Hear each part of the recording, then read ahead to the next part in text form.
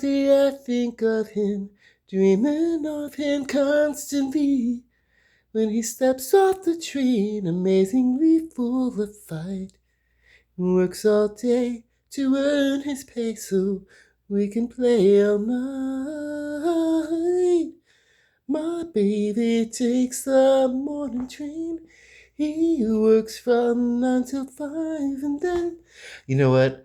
I think if Sheena Easton were a Muppet, maybe I could pull off that impersonation. Anyway, I'm CJ Miller. I'm in Shreveport, Louisiana, in my kitchen, a downtown apartment across the Red River, beautiful Bossier City, Louisiana. What we're looking at here, uh, I don't know. I was going for kind of a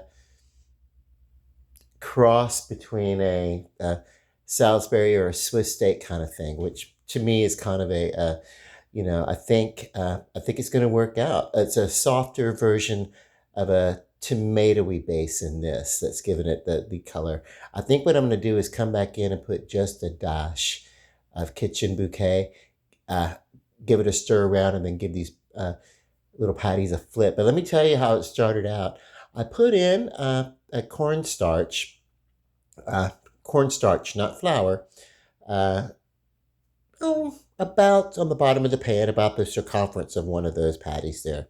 I use the I'm going to use that as kind of a measurement. I don't know how much I put in, but it was it was a nice little level amount of cornstarch, and then maybe about half of the circumference of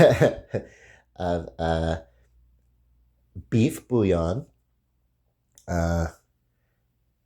Poured in probably good, I don't know, heaping tablespoon worth of granulated garlic, about an equal amount of to the cornstarch and everything. I put in the just a jar of marinara sauce. Basically probably about 4 to 6 ounces is all you would need, and maybe that's even a bit much. I feel like maybe this was probably just a bit much, but it's going to work out. And then you're real simple. And then I put in a little bit of vegetable oil because of the cornstarch, and I want to make sure that that's going to incorporate that very well. So this is sort of a cross between a tomato-based sauce and a cornstarch, which is going to thicken up this. And any given time, if you feel like it's too thin, you can add a little bit of cornstarch, as long as you have about 15 to 20 minutes more or less left over in your cooking time. Okay, so I made some burgers earlier, and I had some leftover hamburger patties. Now, these are your basic, hang on one second, I got the measurement for it. It says about 113 grams per patty. I don't know. I was like, is it a quarter pound? They look to be quarter pounds. But, I don't know. But anyway, to me, or basic size bun. When I did them on the stovetop in a pan, and they do get smaller. Whatever, I don't know. But what I did was I took 2 patties each, or 2 patties per, and then I put them together so I can get kind of a thickness, because I wanted to do kind of like a hamburger steak, and I really kind of wanted some thickness in it, and I wanted to take a little time with the sauce. So I thought, cool. So whatever. And this basically is kind of an experiment, but it's also something I've done a zillion times, various iterations, forms of it. This is just a good little quick little way that you could do something kind of interesting. I'm going to turn these patties over, like I said, and give this sauce a good stir. And then, because it's a little bit on the pink side, even though I don't necessarily need it for flavor, it's not going to hurt. I'm going to put just a touch of kitchen bouquet in it, and I'm going to show you what just a touch of the kitchen bouquet will bring to this, because it does have a caramelizing effect. And I maybe didn't have to flip them yet, but I wanted to make sure I wanted to make sure that the cornstarch was not clinging or sticking to the bottom. And okay, let me get that kitchen bouquet and put in here. If you've never explored this, you'll see a lot of these browning sauces, but I swear by Kitchen Bouquet, I will pay a little extra for it.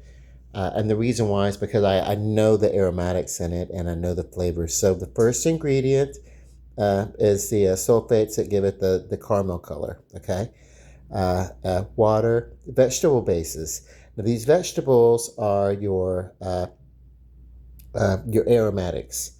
Um, the vegetable base. Of course, the vegetables are cooked in water. Carrots, celery, cabbage, onion, parsley, turnips, parsnips. All of that, uh, you know, just cooked in a little bit of water, enough water to keep them submerged and to get that thickness. And this is concentrated. You know, you do not have to use much of this. Unlike a lot of other browning, I don't know what you brush on. You're gonna put on the grill or something to brown it. I don't know, but I can tell you that you very easily could just go uh, too heavy with this. The flavor would be wonderful, but if you don't want a black sauce, what you want to do is you want a lighter brown, or you just want to, with this, you just want to balance out the color uh, of what's going to happen. Then you want to go just maybe half a capful or whatever. Maybe even, I would say dilute it in a little water, but sometimes this stuff is so precious you actually lose some of it because this isn't extremely hot right now. I think I'm going to be able just to stir it and whisk it in. So that's the main thing, to get it well blended. Hang on. That's all we need. Just the bottom of this cap, Yeah, that's all. I want to get that cap right back on here. Yeah, that color is so potent. I probably could have used it to. I could have used that to tone my hair. um,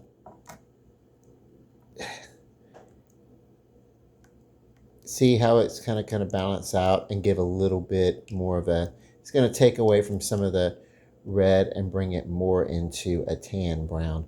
The whole idea here is I kind of want in this hamburger. I kind of want to give it almost a Swiss steak, even though this is a hamburger patty instead of a round steak. Although I do have round steak I could have used, but yeah. And then as this cooks a little bit, uh, it will darken up and brown up a little bit. The reason why I added the oil, well, I stirred everything together and then added the oil, just like I saw what was happening, and then came back and added this kitchen bouquet. And I'm probably going to add just a touch more, not much. But I added all those ingredients together, the water, the beef bouillon, the cornstarch, and the garlic, and the pasta sauce. I added those ingredients together, and then once I got it kind of whisked together, then I went in and put probably about 2 tablespoons of oil, vegetable oil, in the pan, and kind of gave it a little stir to give it a good blend, because I really want that reaction between the cornstarch and the oil. Okay, so I'm going to add just what I added here. I'm going to add maybe that same amount because it's almost where I want it to be in color, but not quite. Just the bottom of the cap here. And let me tell you, this is a very potent flavor. Oh no, I need to get that. I should have watched. I need to get that off of this. Get off. Let me get it in here. Want to get as much of it into the. There we go. That's what I get for talking and working at the same time. No wonder my teachers in school were always telling me to shut up. How do you concentrate when you're talking? Oh my God. No, wait till my age before I realize that. Next thing you know, I'll be yelling out the window, "You kids have no respect." I actually got to do that once. It was probably about, oh my God. I've lived here 3 years, five. I was about 11 or 12 years ago or something. I don't know. And some kids were like, I was living in Highland. I was subletting, and some kids were running through the back gate. And I guess they were, you know how kids run through and they'll, whatever. They were running through the driveway through the back gate to go out the front. And it's like, why don't you just run up I guess they were doing some sort of chasing game or whatever. But I stuck my head out the door and I was like, what are you? Yeah. And I intended to, because there's a lot of stuff in the backyard that my roommate, my housemate, had out there, including lawn equipment, like a rake and stuff. And it's you know, it's not safe. It was a small area. It wasn't like a big yard, so it's not safe for you know, even teens to go just running through there. You know, yeah, seriously.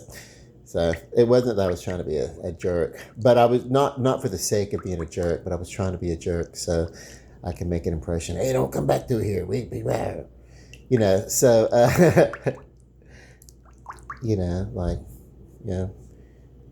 And then this poor girl, she came sneaking back through the yard, and I'm like, what are you doing? And she was like, oh, no. She was one of the ones that was running, and she was like, oh, please, I lost my phone.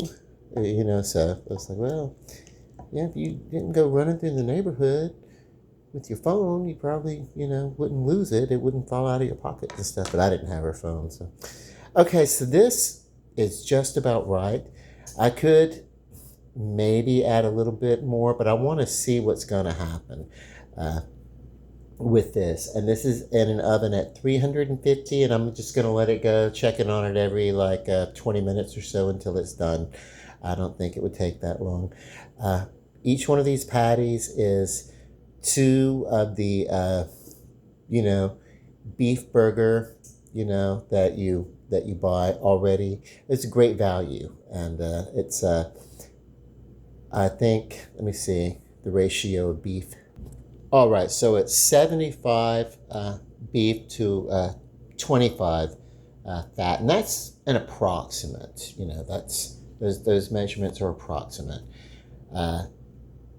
but that's okay, because this is going to give a powerhouse amount of flavor, and the excess oil, where the excess fat can drain off as this cooks and help flavor the sauce. So you can use more sauce or less sauce, whatever. But yeah, so this was kind of like my version of a little bit of a Swiss steak or something like that. You could pound it out really flat if it were like a, you know, a chuck or rounder, you know, even what some places call a sirloin in America can be a little bit less tender than a sirloin that would pass, say, in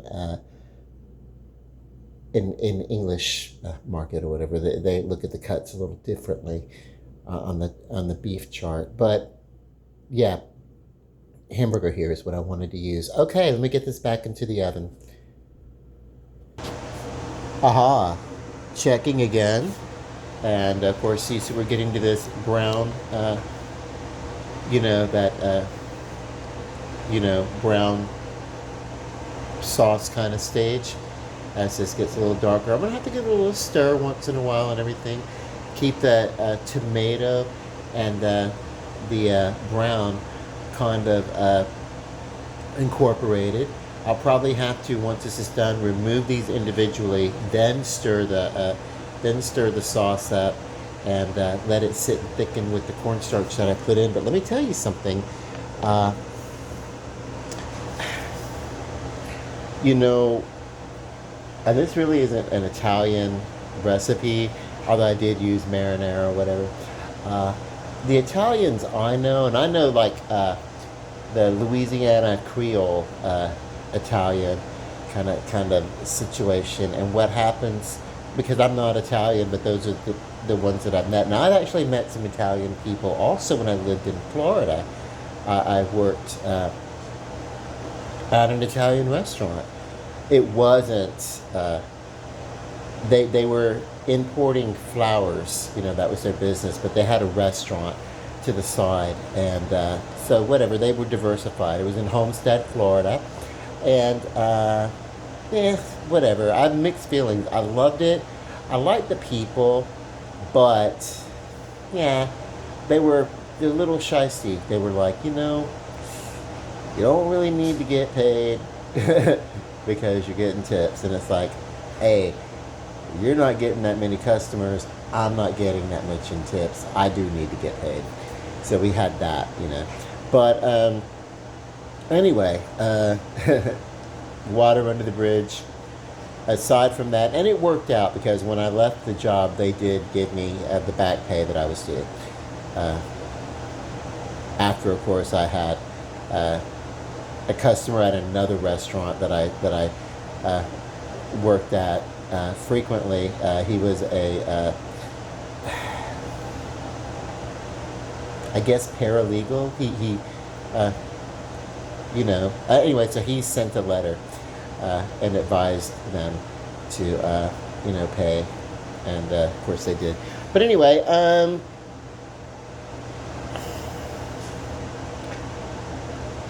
don't get on that. Oh yeah.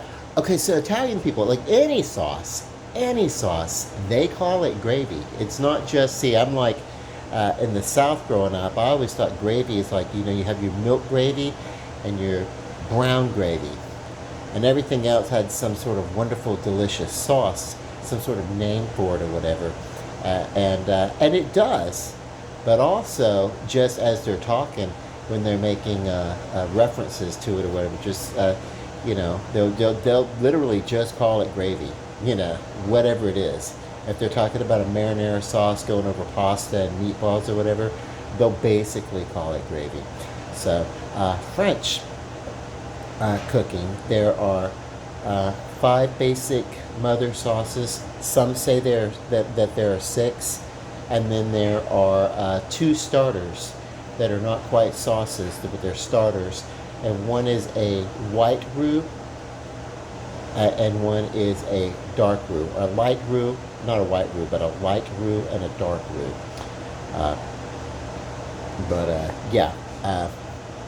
But not every sauce will have a roux. Some sauces are cold sauces, like mayonnaise type, salad dressings type, things like that. So, they're, in order for something to be called a mayonnaise, there has to be, there can be a mayonnaise based sauce because that's one of the sauces, one of the mother sauces. But in order for something to be a mayonnaise, there has to be a certain ratio of egg to oil. So anyway, but I'm gonna get this back into the oven. It needs to go back in for about another 30 minutes at least, maybe even longer. I don't know. I don't really have to eat again until midnight, so we'll see. Speaking of those mother sauces, let's explore together. Okay. Terrible. I have multiple devices that I use at different times, like most people. But I also, this one's new, but it's also of a lesser quality and more difficult. So the bechamel. Now that's our milk and flour, butter and flour and milk. Okay.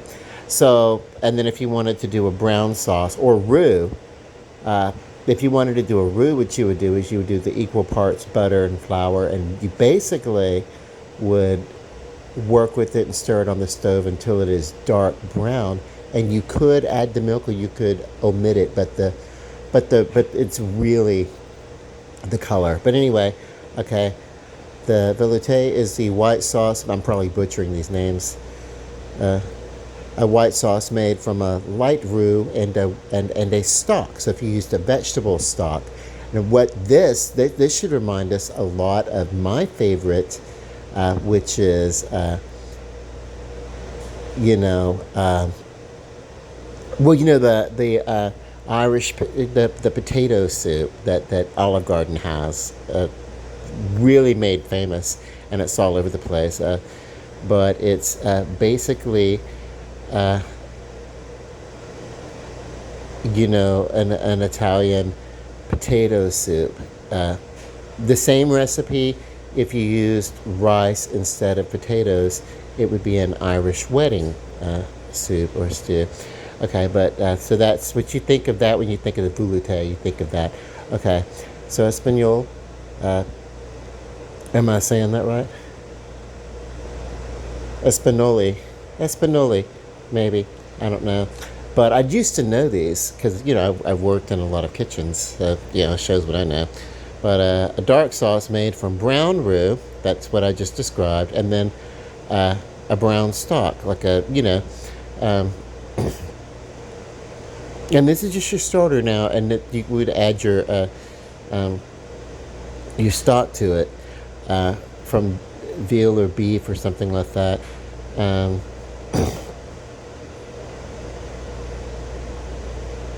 Technically, you could add chicken if you were doing it, if you were making a chicken gravy or whatever. So these are starters, but a lot of your recipes use combinations of hollandaise as your egg sauces. That's your butter and egg, and then that's where you get a lot of a lot of fun things. The yolk will like chemically cook. You put like a little bit of lemon or vinegar, and then you whisk your yolk together. There's no need to heat the yolk. You want a really good clarified butter, and if it's not clarified, then use less of the butter. What you don't want to do with the hollandaise is you don't want to overly oil it. I was working at a restaurant, and I'll name it now because it's not there anymore. It's Columbia Cafe here in town, and I was the daytime sous chef essentially, and garde manger, a little bit of everything. And the head chef was kind of a little bit of a dick, and my hollandaise was breaking. It was a Sunday brunch, and we do hollandaise and everything there. So and what I was like, wow. And I asked for a suggestion on how to reincorporate it, and he told me try to add more butter to it. And no, you do not add when a sauce is broken. The answer to that is not to add more lubrication to the components. And I just looked at him. I'm like, you're not really a supportive person. You're one of those people that would kind of undermine. You're a head chef, and you've made a lot of hollandaise, and oils and things like that. What would be needed, I think, maybe is if I added a little bit more egg yolk, but I just didn't know if there was a something that could have incorporated and brought that together. And there's various sauces that could work with that, but that answer, keeping it real simple without changing the recipe. If your hollandaise kind of breaks, what you do is you add a little bit more of the yolk. This is also basically very in touch with your mayonnaise. Your mayonnaise dressings and stuff, you kind of include this in your hollandaise. Sometimes people think that there is I'll get over and check that in a moment. But some people think that there's another sauce other than these five, and I'll tell you that in a moment. Tomato sauce, which is a sauce tomate, a sauce traditionally made with tomatoes, often incorporating a roux for thickening, and that is the type of sauce that we're working with here. Okay?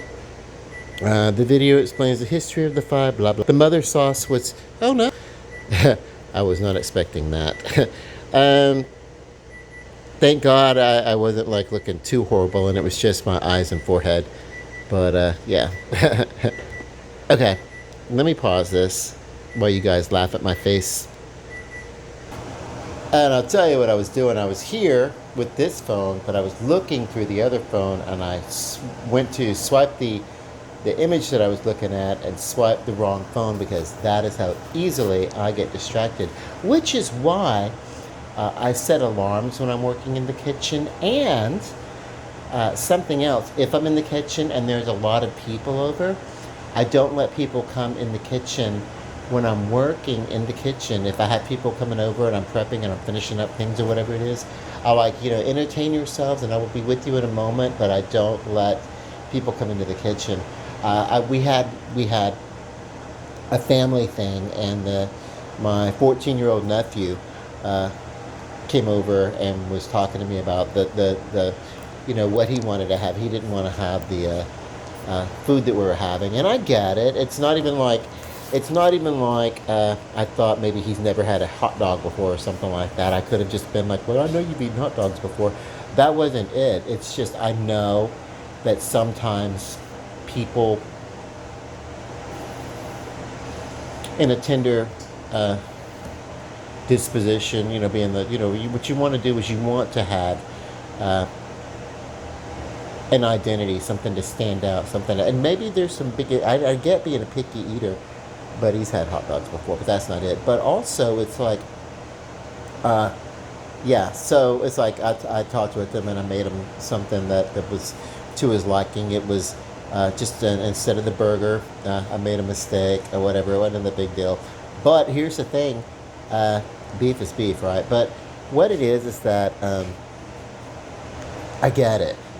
I'm kind of a person that likes to be a little bit of an individual and stand out as myself or whatever. So I didn't mind that.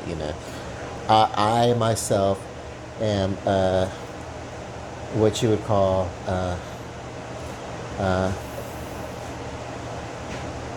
I don't know. I guess you could say extra sometimes. That's my attitude anyway. But more so when I was much younger. Like I was very picky, and also I did within my family structure and everything look for ways to identify that was a bit of my personality that was not exactly the same as everybody else. Because everybody, you don't want to be, we live in this united freedom that we're supposed to have. So, yeah, and explore and find out who you are. And so, yeah, I never give too much of a deal. If there's something going on, there's younger people around and they have special requirements or anything like that, I don't worry about that. But I did kind of like shoo him out of the kitchen, and he was like, well, I've been in kitchens before. And I was like, well, this isn't about you. I've got an oven going, I've got a convection oven going, and I've got 4 burners going on a stove, and then I'm going to have to, they're all going at different times because they're basically, this was kind of like quick prepping. I was doing like a lot of burgers for 15, 16 people, I think.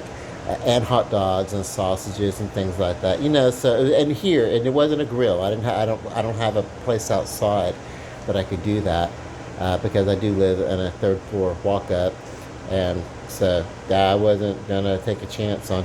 We're not supposed to do that. Some people do have a grill, and they do kind of do those things, but they're not supposed to. I don't. I just do it stovetop or whatever.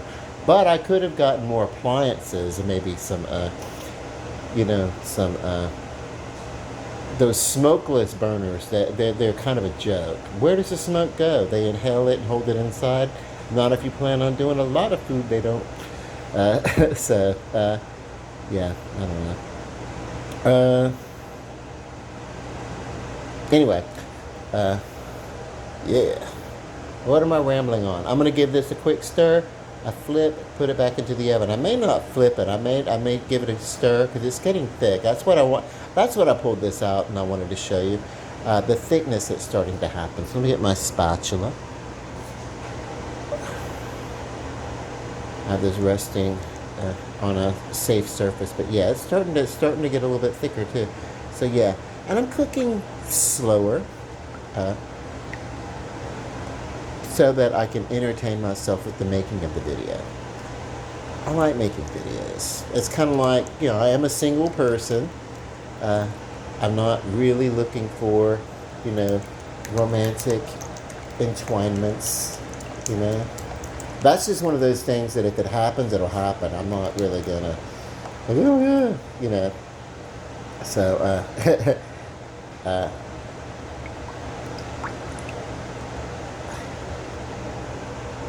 so I need to give that a good washing before I go back again. Okay. Every once in a while, I'll have this utensil sitting on a tray or plate or something like that. But even then, I'll still go back in and wash it because this is essentially raw meat product. And so, yeah, this is kind of getting at the point where we want to keep it clean and use the new utensils every time and everything. So keep that in mind. So if you're making a gravy like this, you want to watch it for a little bit and you want to keep adding things or whatever, you can do a nice little rinse off here and there and then come back and use the same utensil. But yeah, I think this is going to call for a good cleaning of the utensil. Remember, I'm a little bit OCD about this, but I don't get food poisoning either. So there you go. Okay, this has got to go back into the oven. It's not quite done yet. Oh, and something else I wanted to say, something else before I go right back to it. We talked about the 5 mother sauces, and then I like, oh my God, here's my eyes and forehead and everything. So, and they're like, what I want to talk about is sometimes there's a 6 mother sauce, depending on who you ask. It will be one of 2 things. It will be just a pure melted butter sauce, like butter over pasta. I think that's more of a starter, like say your white roux or your brown roux. I think melted butter without the flour and maybe just some herbs thrown in and stuff like that. I think that's a starter. I don't necessarily know that needs to be in it, but that because there's nothing to that. But the other option, if you ask what the 6, if they say that if they want to add mother sauce would be, it would be basically your mayonnaise. Instead of a hollandaise, it would be a mayonnaise. I kind of consider them the same, except for hollandaise is kind of it's warm for the butter that you put over it, and it starts out kind of hot, but it starts out kind of a little bit cooked, but not like heated or anything like that, but just your melted butter, but not hot, just a nice clarified butter that you whisk into it with a little bit of so it's chemically cooked rather than cooked by heat. But what happens, although the chemical that happens is slightly endothermic, but anyway, or thermic, I should say. But so anyway, and mayonnaise type salad dressings, and there's several of them, including Thousand Island, which has a little bit of tomato ketchup in it, which is, does that stop being, is that still, it's so weird. We could talk about that. But Thousand Island still has more mayo in it, I think, than ketchup. So it is more still on the mayo side of things. But it's a, that salad dressing, sandwich spready kind of thing. Some people consider that a 6th mother sauce because so much stuff happens from mayonnaise. Now I've seen people make mayonnaise and it's not the real thick stuff that we get out of a jar. When I make a mayonnaise sauce, I will not stop until I know that it is as thick as what I could get out of a store, And I learned that a long time ago. See, and I actually, this is one of the things that I had in common with my mother. My mother worked the salad and the garde manger of what, she was that in really a restaurant that had like a large chain and was quite successful, but they, uh, well, I'll tell you, it was Piccadilly cafeterias, but they didn't use it. They didn't use like French terms like garde manger, but that's essentially what she was. But that whole thing with the cafeteria where they put the food out on the thing, and it's it all looks like a manger, but yeah, the salad department and some of your desserts or whatever, that person is called the garde manger. So, But anyway, yeah, this has got to go back in. But I would say that it was my mother. I was working at oh my God. First time I called her about something, I was working on the marina. Now, we're marina in Shreveport on the Red River. And it's basically, it was owned by the city. And we had burgers and things like that. We had someone come in on Fridays and do our it was a restaurant called Shavers. They would bring a food truck in and they would do on Fridays and sometimes on Saturdays or whatever, it would be fish. But we're a marina. We should have fish. We have fries. We should have fish. Yeah. What kind of you're a marina? Why don't you have fish? Like everything. So that was one of the things that I was able to. They had a bunch of it, but they weren't using, and whatever. I'll tell you more about that later, but you know what? It's not really resentment, it's a part of my history. Yeah, the manager did, yeah, kind of have sort of a thing against me. I guess because, well, never mind. Let me get this back into the oven. Maybe I'll come back and do therapy in a minute. Nah, screw it. That was like a zillion years ago. She didn't like me because I was not openly, like I wasn't like, yeah, all over work or anything like that, but I didn't mind, whatever. It just never came up, So, yeah, whatever. But yeah, I wouldn't, whatever. But, she had a strong homophobic streak. Her boss was a bisexual female, and she gave her trouble. So we got it both ways. She was just one of those sociopaths, and I guess that's where she got, yeah, whatever. She retired though. She kind of forged her way. The business world is dog eat dog.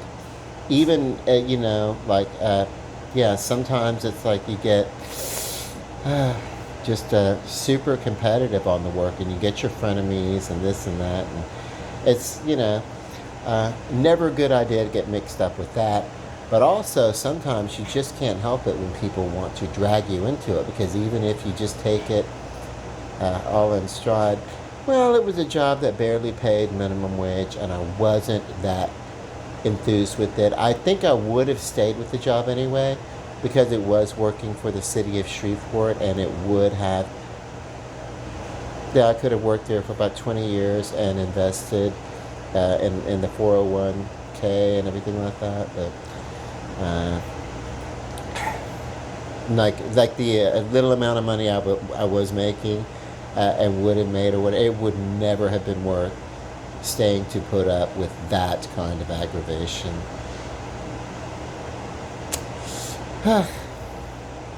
Claire. Okay, that was her name. Her name was Susie,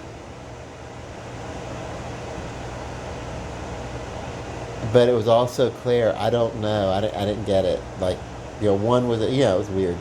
So anyway, I don't wish anything bad or anything like that, but boy, was she just watching me from like day one. It was like, and the more she watched me, the more nervous I got too. So whatever. But get this back in the oven. I wanted to show this is thickening. I wanted to talk about those mother sauces. I didn't want to talk about the job, but we were doing there the fish, and that's how I started getting on that topic. I was working there, and they did take my suggestion. I think that's one of the things.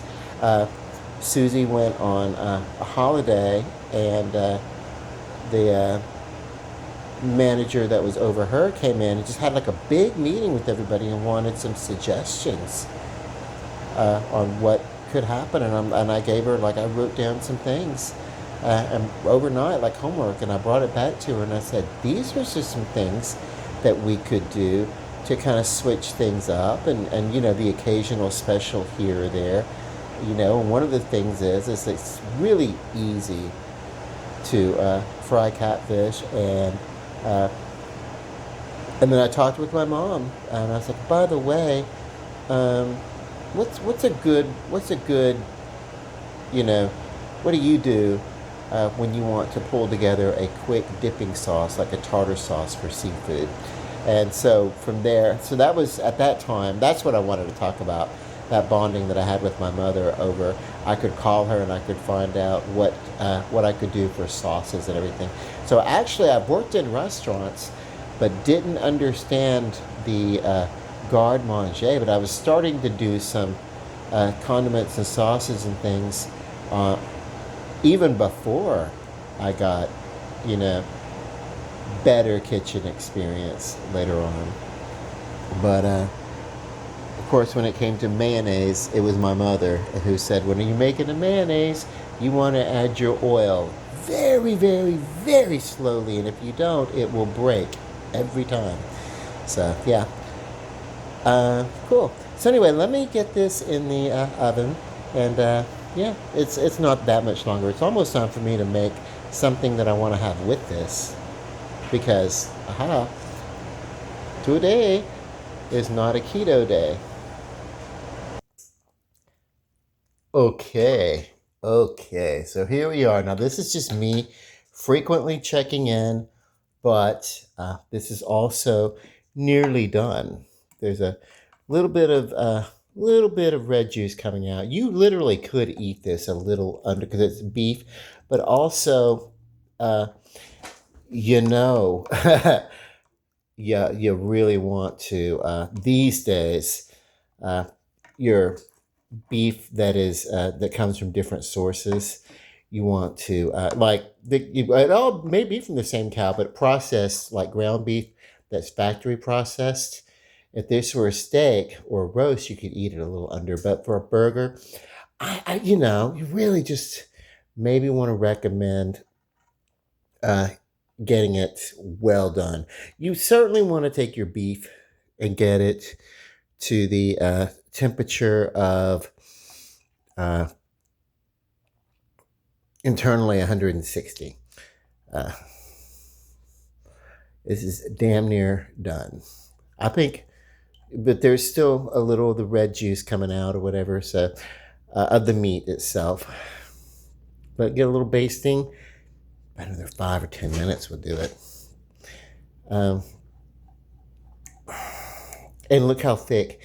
Now, I will say uh, a touch of the oil didn't really hurt, but I could have left a little bit out. One of the things I'm going to be working to do is had my meal, and then what's left over, I'm going to try to take as much of the sauce out and try to drain off the oil, as much of the oil as I can. You know, I some of the oil is coming out of the meat, but look at how these have shrunken up. What we want to do basically is we want to have a well incorporated sauce. So I can remove this when they're done to the side and give this a really, really good stirring. But you know, either way, but look at this. It's really essentially a brown sauce, but it's going to have a nice tomato on the inside of it. Okay, so I'm going to get this back into the oven for about 10 minutes. That's really going to take care of it, and cool. And the side dish is going to be ready around that time, which basically is some ravioli. But you could have this with potato, like a mashed potato. You could have this with any kind of thing, you know. But Swiss steak, you know. And if you were a veggie kind of person, like some French cut beans or something like that, or whatever. So that's not my pleasure of a cuisine. Green vegetables, ugh, only if they're raw, like a leaf. Ooh, yes. It's like if Gregory Abbott were a Muppet. But yeah, this is the cheese stuffed ravioli. It's a 3 or 4 cheese whatever blend, and yeah, what I do is I put them in water, bring them up to temperature, uh, then turn off the heat, let them sit in the hot water until I'm ready for them. Not too long though. You kind of want these to be right around al dente. They're not really going to swell up too much. Um, but yeah, so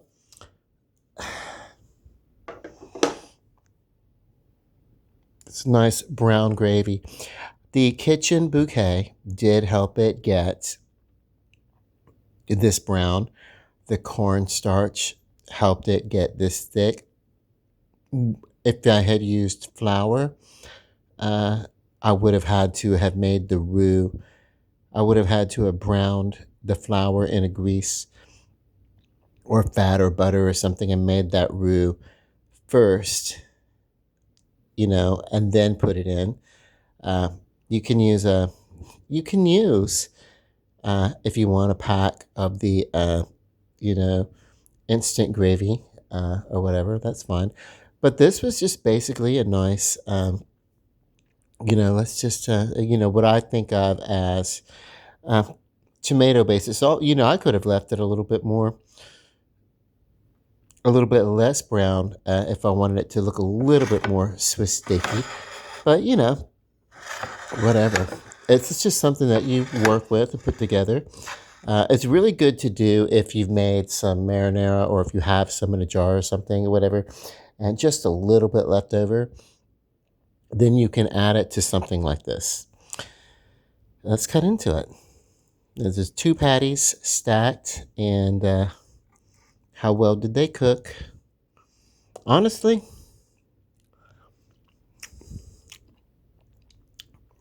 um,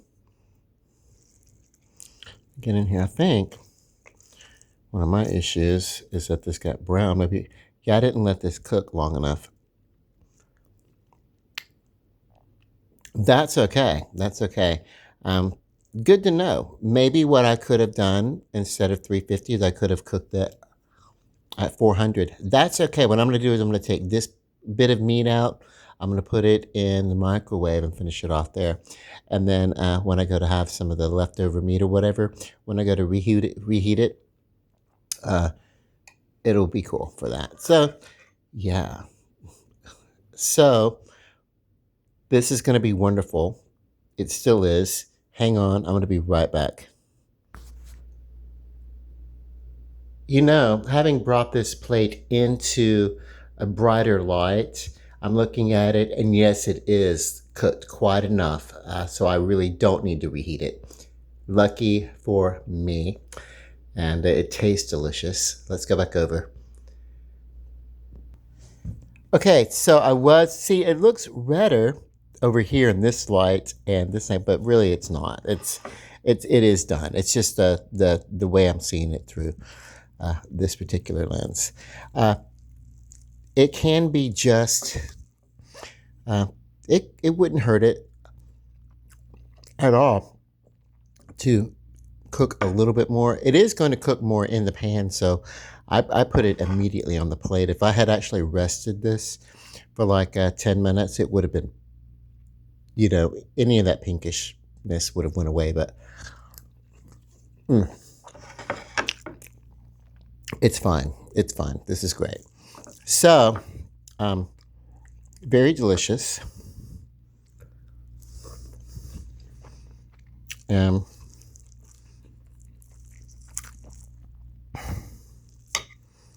oh my God. The star of this is the is that tomato-based brown sauce. They work so well together.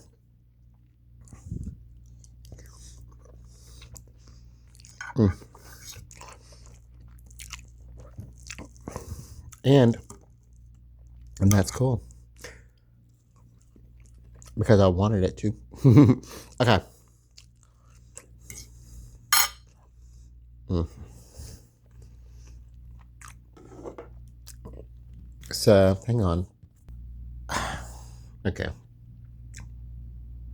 So I have all this paperwork uh, stretched out all over this table because I have to go get uh,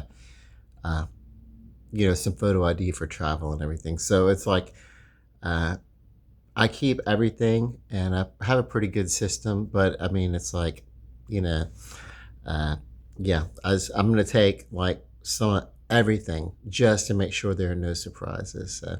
Anything that I think is going to be useful. Um, so yeah, this is more of a you know yeah, this is good. This is very, very delicious. And if you want it less on the brown side and more on the tomato side,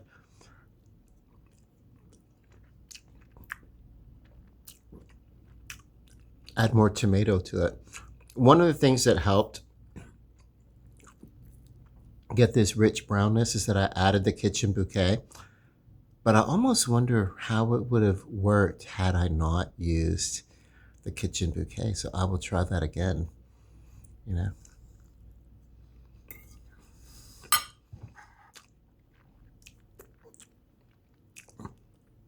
know. Just for amusement. I had a piece of the hamburger fall from my plate to the charger that it's sitting on. But fair game, right? This is like, I'm like, this is one of those meals that like if some of it falls like on the table, you'd like almost want to lick it up off the table or something. It's that good. And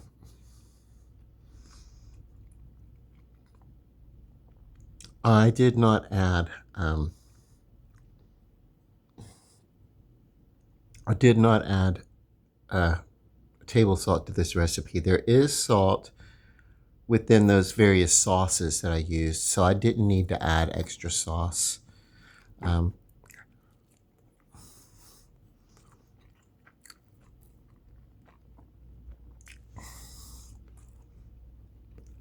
Pretty soon I'm going to start looking at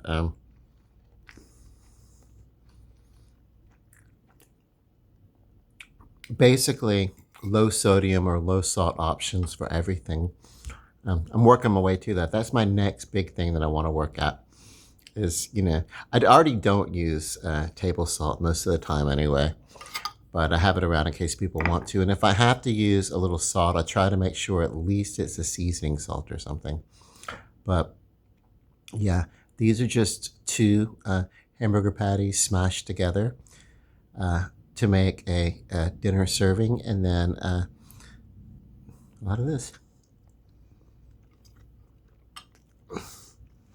Mm. Love and light.